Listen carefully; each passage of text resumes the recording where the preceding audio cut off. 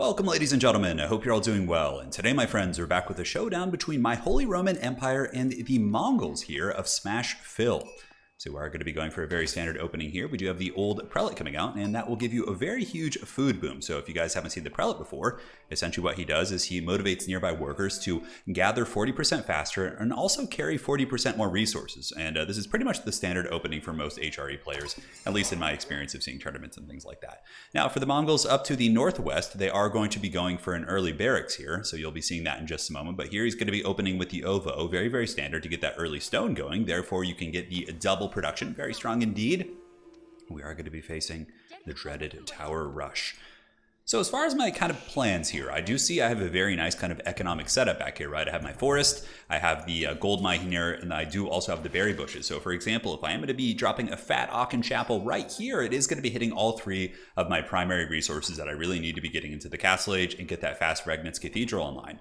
Now, as far as the relics go, I do have two pretty favorable relics. This one's pretty close to my base. This one a little bit off to the side, but nonetheless, certainly attainable. Now, the other ones are going to be in the danger zone. The Mongols have one pretty close to their base. One is a little bit neutral here, and this one on the far side is probably going to be relatively tough, assuming that the Mongols usually do have pretty good map control and vision over all the lands with their good old fancy YAM network. So we've got to watch out for that. Now, as soon as you get a couple gold workers, you typically want to switch your prelate on over to the gold nodes. From here, he's going to be able to motivate those guys because you do invest 100 gold in him initially. So it is a bit of an investment, but it pays off in those sweet, sweet dividends very, very quickly here. And we have dropped off a couple sheep in the base. The Mongols here are going to be setting up the early barracks. So this is something that has been the scourge of quick battles, which is essentially Mongol players just tower rushing you, because Mongol outposts, if we take a look here at the dreaded Smash Fill, they do only cost, I believe, 75 wood. So they can, or 70 wood actually.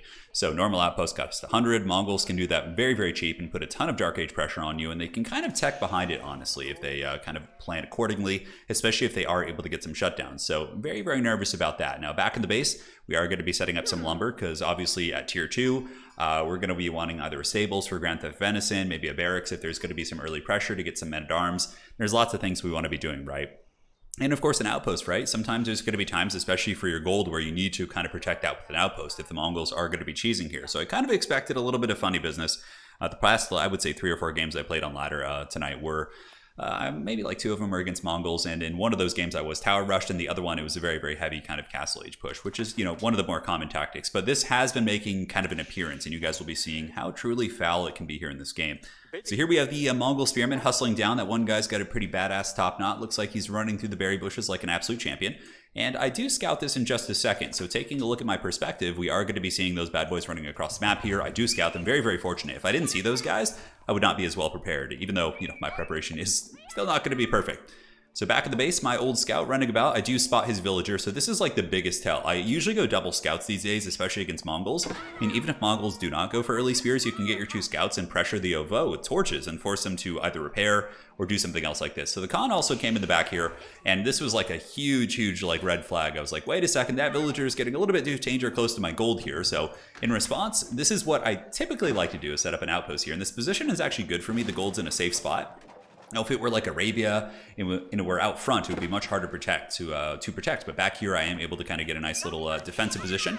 And the villagers are going to be building the outpost. My opponent coming into the spear is going to be trying to shank those bad boys down. And he is going to be jumping on one of the villagers here. But nonetheless, with triple villagers, I should be able to pull that lady back and get the outpost up nice and safe and sound. So my 2 scouts are going to be jumping on the Khan, getting some okay DPS. And more Mongol spears are going to be surging across the map. So a couple of them being hunted by a wolf that I paid a few golden coins to aid me and attack my enemies. And I do see him run a little bit close to my base, so a slight mismicro there, but I do garrison all of my villagers here, and I am able to pick off a spearman. Every one of these guys you can pick off in the early game really, really matters quite a bit, and we do get that pick. So obviously the next thing that the dreaded Mongol cheesers will do is try and wall off your wood, or tower off your wood, I should say. So I set up a little palisade here just so we can't get a little bit closer, and then I can start mining over here. So it's all about just getting the inches in this battle, right?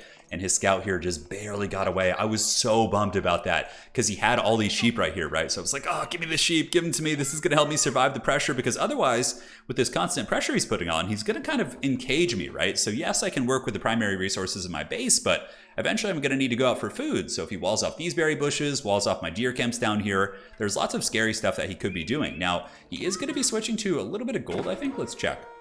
Very little. I think he had like 1 worker on gold. And yes, he just got enough to get the Yam Stones and is going to be going to tier 2. I'm also getting the Aachen Chapel and will be slightly ahead of him. So the Aachen is going to be super powered. The Prelate here will be getting his megaphone and blasting some sick hymns from atop the Aachen Chapel and is going to be motivating the Berry Bush workers as well. So this is a little bit of food. I mean, it's not that much. We got like, what, 1,500 food here in total. So it's, you know, almost enough to go to Castle Age. But of course, you're going to be spending on villagers and other things like that. So you certainly need a lot more food than that to really safely progress to the next age. We do finish off our wall here, but this poor villager who did pay the ultimate price going to be getting arrowed pretty good by that Mongol outpost. My opponent here does garrison with the old Khan as well as some of the spearmen.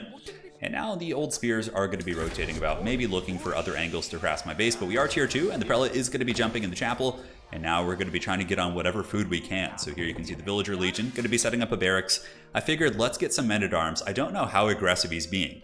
Some Mongol players will just tower you like this and then, you know, trap you in your base and tech the Castle Age, but some will build battering rams and come in aggressively behind this, right? So you need to have some respect for it.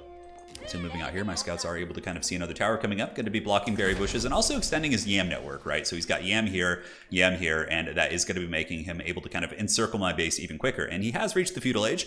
As far as his feudal age tech goes, let's go ahead and see. It looks like there is going to be an archery range coming up, which of course is very good for pressuring and poking. Granted, my base position was pretty fortunate. Not going to be able to do much back here with this outpost. In terms of the front, we have the wall off here, so he's going to have to run past the TC or come all the way down here. So my first couple men-at-arms are going to be popping out. And these big, thick German boys hopefully will be able to push back the Mongols, but the tower is coming. And now we can do a little bit of fast forwarding as we do kind of get into the middle stages of this game. So knowing I'm trapped in the base and food is going to become very scarce as I approach the Castle Age. I have like 1 sheep left here. Things are looking pretty grim. I am going to be getting a stable, and also the Grand Theft Venison will be coming very, very soon. So saving up a little bit of wood. In terms of income per minute, we're pretty even on food. I'm a little bit ahead on gold, but that's because he's looking to put a bunch of archer pressure back on. And he's probably simply just going to be, you know, going to stone or gold whenever he's ready to go Castle Age. It shouldn't be that hard for him. So the double archer production is coming out. So he is using his stone to double produce archers and spears to get a huge army here in the early ages. Men-at-arms do move out, and I looked about, you know, kind of pressuring that tower there, but he was able to garrison into that bad boy very, very quickly. So my men-at-arms are forced back. Now, men-at-arms are pretty good against early pressure, right? They dominate spearmen. They can't catch archers, but you can still get yourself some space by chasing off the archers. It's tough against Mongols because, you know, they're already faster than your early men-at-arms. My speed, of course, is 1.12 tiles. The archers, let's go ahead and see if we can find them, are pretty quick. They're 1.44, and when you add the Yam network to that, they can really kite and shoot at you pretty effectively here. So just bouncing back and forth between the outposts, trying to get a little bit of damage on the spearmen, and we kind of do.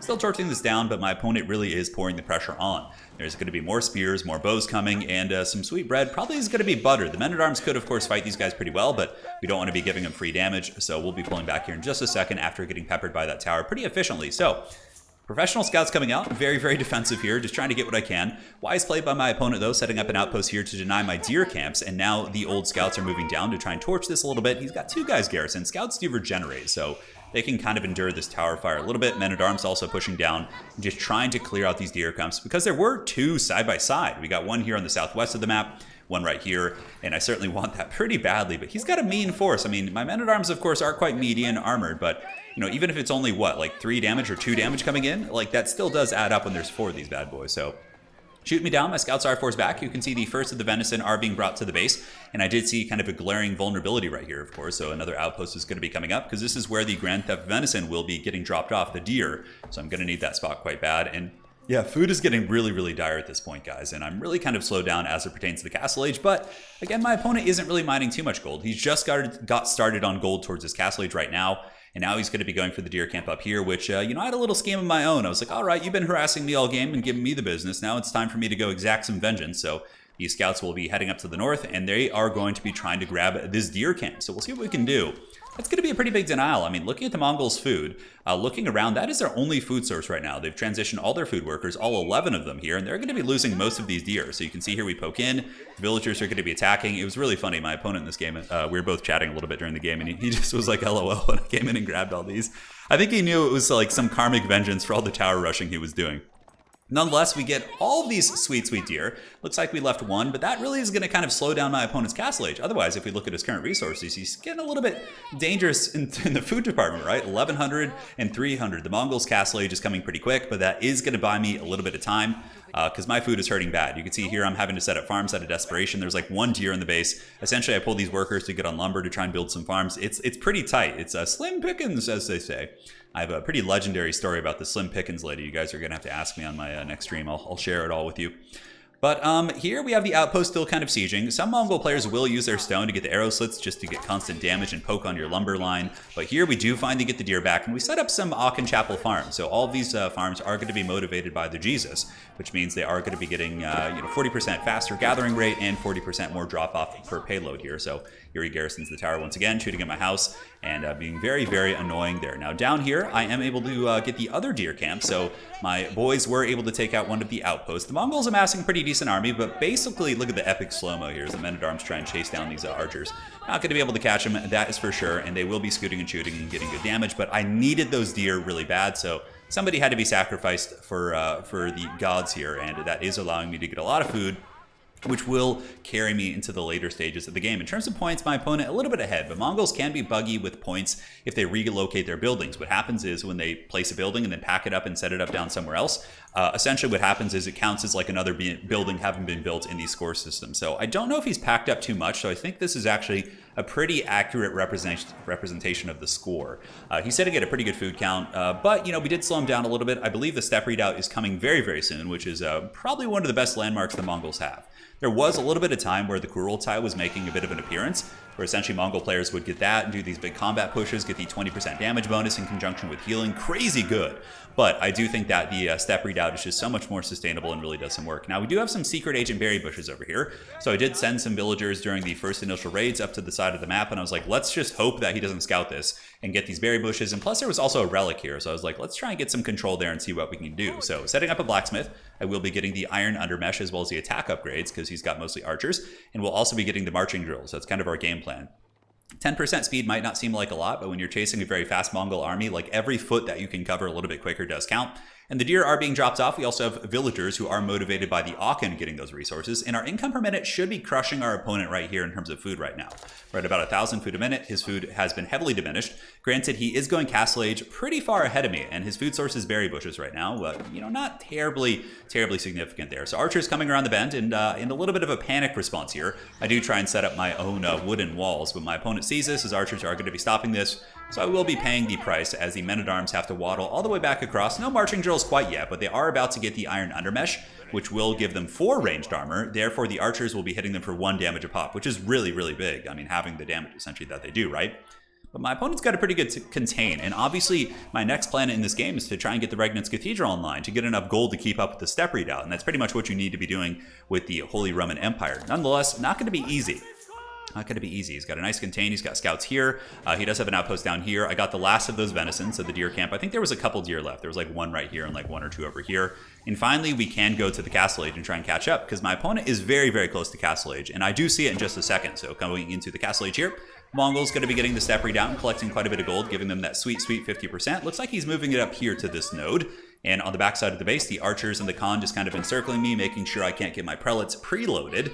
And preloading the prelates is quite strong. Obviously getting them in position to bring back the relics right when you hit Castle Age. And out of desperation, I am getting 16 villagers and building the Regnitz Cathedral. So the cathedral is going to be coming up rather soon. I will be able to get my men-at-arms nice and juicy. And those guys will be the standard men-at-arms. And the mace upgrades will come next. Because Mongols often do go with men-at-arms as well as crossbows and, of course, lancers. And, though crossbows will own my men-at-arms pretty bad, the lancers and men-at-arms of his will get crushed pretty badly by the HRE men-at-arms. It's one of their big strengths for sure. So, Castle Age is on the way.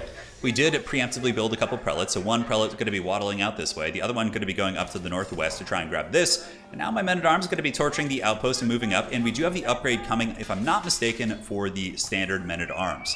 So they are going to be reaching the Castle Age tech here, and hopefully they will be able to fight pretty effectively against these archers. Now, as far as the marching drill speed, they have 1.58 tile right now. That doesn't make sense. 1.24. I think they got their little charge acceleration.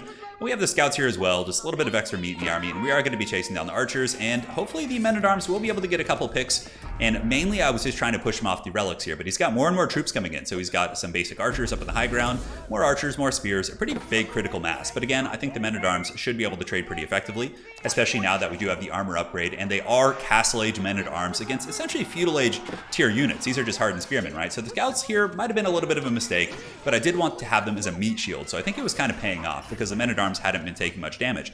This bad boy grabs the relic behind all this, and I think that was the only relic we really got so far. I do build the monastery over here to try and get a prelate over there to get that one, but for the most part, we will kind of keep track of that as we go. Now, down to the pit fights here, you can see the men-at-arms battling through the Mongolian spearmen, and the archers only hitting them for 1 damage, which is quite huge.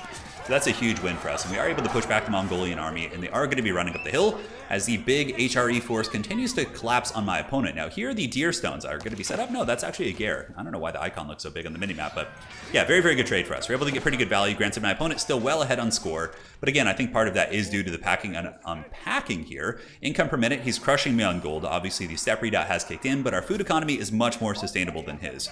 We have all these extra venison here in the base. We got a couple farms set up near the Aachen Chapel. Things are going pretty well in that regard.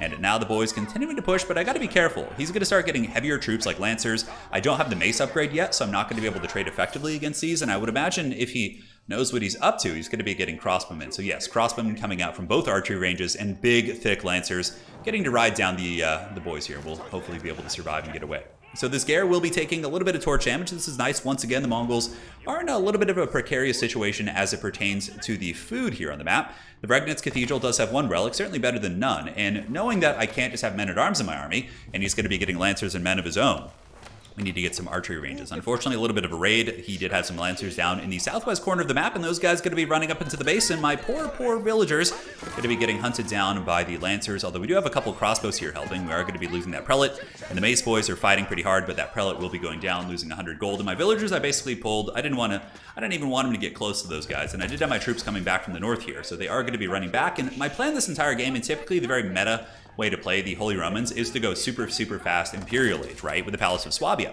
So this is a landmark for the HRE that produces villagers 75% faster and cheaper. What's really cool about this too is it also costs 20% less. So it costs something like 1980 food and quite a bit less gold. Yeah, like something like just near 1,000. It's very, very cost effective for sure. So here the palace is going to be coming up. This will allow us to get elite units, but we still are pretty behind the Mongols.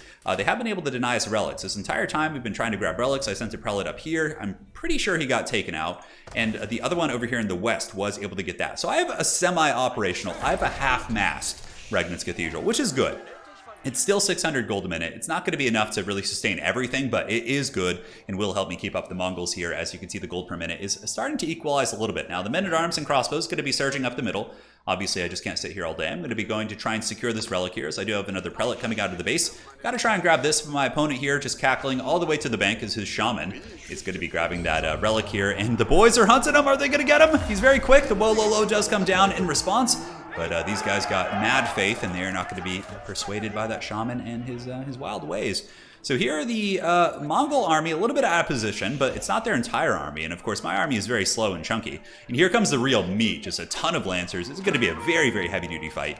As the mace men move in, a little bit damaged though. My health isn't great. The Lancers have some damage on them, but here they come. The Lancers moving into the maces, doing a lot of shock damage. Though the maces are fighting back pretty well, the men-at-arms, of course, do have that bonus versus heavy. And crossbowmen recently got an improved bonus versus heavy as well. So trading okay. I sent some men-at-arms to go take out his crossbowmen as well, and he gets the same idea. He dives back here with his superior mobility and is able to cut down a lot of my boys. So very, very scary. Though I am Imperial Age and have passed him in score, and we do have Imperial men-at-arms coming soon. So the elite men-at-arms, I believe, was kind of on my docket of things to do here, and it's just going to be crossbows, guns, and men-at-arms for now. Mongols, thankfully, not getting any mangonels or things like that, but on this map, I mean, it's not like the Black Forest or something. Mangonels could potentially just be swarmed, just with my men-at-arms. It still would be good, though. I think he needs a little bit of a bigger army before he does that. But battering rams are going to be coming in. Looks like he is going to be pressuring pretty heavily here. My army is pretty thin after that last engagement. As far as military supplies go, I'm sitting at 16, so pretty damn low. My opponent's sitting at 25. Now, as far as eco goes, he's at 64, and I am sitting at 58. So he's pretty much ahead in every regard. The pressure and some of the attacks he did slow down my villager production. And overall, it's been pretty scary, and the Mongols are just slightly ahead. But if this push doesn't work out, I think I'm going to potentially have a decent opportunity to get back in this game because obviously, you know, he's going to be stuck in the castle age for a little bit, I would imagine. Yeah, he's pouring in a fair amount of resources here. His bank, yeah, he's got 2,500 gold, which is pretty insane. He's probably going to need a marketplace to trade some of that. Pretty good pasture economy going. It looks like he's setting up pastures everywhere. And his food has been very, very bad this game. That's been one of the big things that I would say has been limiting him in terms of really just kind of punishing me in terms of Mongol pressure. So pushing out once again, just kind of wanted to get a bearing of things. Although I guess I underestimated how many Lancers he had. And the Men-at-Arms get in once again. We are able to pick off a couple of those guys, but overall it's going to be a tough fight. I do have the Elite Men-at-Arms now, so they have 180 HP. They're not that much squishier actually than or in terms of HP than the Lancers, so they fight pretty well there with that bonus. More and more coming out. Pretty scary fight. That definitely went the way of the Mongols. And the score, though, still taking off for myself because the Palace of Swabia here is going to be pumping out just tons and tons of these villagers. And that will help me catch up in the eco department. And the Elite Men-at-Arms will be coming out soon, if I'm not mistaken. I believe I have that tech. I did build a bunch of barracks in the back looking here. And yes, the Elite Men-at-Arms are here. Their HP pool 180. Their damage is going to be 14 plus 6 against the Lancers, 20 in total. And Lancers will be hitting them for 36. And then I think 24 is their damage profile. So, double battering ram coming in for the Mongols. Here there's a shaman taking the old relic back, so he's been able to deny me pretty hard, setting up haggard wooden palisades all over the place, as well as a university. University is very good because in the most recent patch, the elite army tactics was buffed to 20%, so HRE Men-at-Arms really got a huge buff from that. So once again, pushing out, just really want to kind of explore and see what he's up to, and I do see his army, I see his composition, I more or less know what he's up to. Crossbowmen, of course, a very, very good choice, and the Lancers are very, very thick in numbers, but now we're starting to kick into overdrive a little bit. We have our own crossbowmen coming out, we have handguns coming out, universities here, and upgrades, 2 upgrades are coming, so I believe that is going to be the second batch of upgrades, or maybe just the first, I'm not sure. I believe they just finished. And he is getting sacred sites behind this, so I was just kind of dancing over here with this prelate. He did get the other sacred site. Thankfully for me, he didn't have the other one, so that would have put a lot more pressure on me, right? But here comes the battering ram moving in. Now we got a pretty meaty army. I mean, 17 Men-at-Arms against 14 Lancers, and they are elite and somewhat upgraded. So this is going to be the battle for the fate of Middle-earth. Very, very important one here, as we do have some Lanzknecht mixed in there as well. And here comes the big heavy maces as they dive in against the Lancers. Crossbows getting a little bit of damage as well, but the boys are not stopping here. Guns unloading into those, and we're also going to be pulling villagers from the Swabia lines to go after the battering rams. In terms of the fight, it looks like it's going pretty good for the big boys in the front line. The Lanzknecht getting some cleaving damage with their big floppy hats in the back. Crossbows taking work.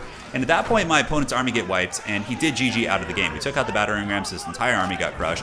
It would have been very hard for him to come back there, considering I had the Imperial Age advantage, I probably had the Eco advantage, and there was going to be a very nasty counter push coming. So well played. It was a scrappy game, man. I've been really kind of grinding the Holy Roman Empire off stream, and I really do enjoy them quite a bit. He did a good job denying relics. Obviously, his tower push was very irritating and stressful to play against, but overall, I felt like it was not super impactful, and it kind of set him behind a little bit. And again, if you do defend it, you know, adequately, that can't happen. So let's look at the economy here. So looking at the overall gold, I did have him beat on gold, food, as well as wood. So you can see that the early tower rush did set him back a little bit. The pressure was good for sure, and it forced me into a little bit of a turtle position. He did a good job denying relics. I couldn't get the Aachen online, and he did secure 3 relics himself, but the fast Imperial Age and the elite Men-at-Arms really were able to win the day. So well played to my opponent. Hopefully you guys enjoyed that one. We'll be back. If you guys have any questions, let me know in the comment section below. But that is it for now. Take care of yourselves, and we'll see you on the other side.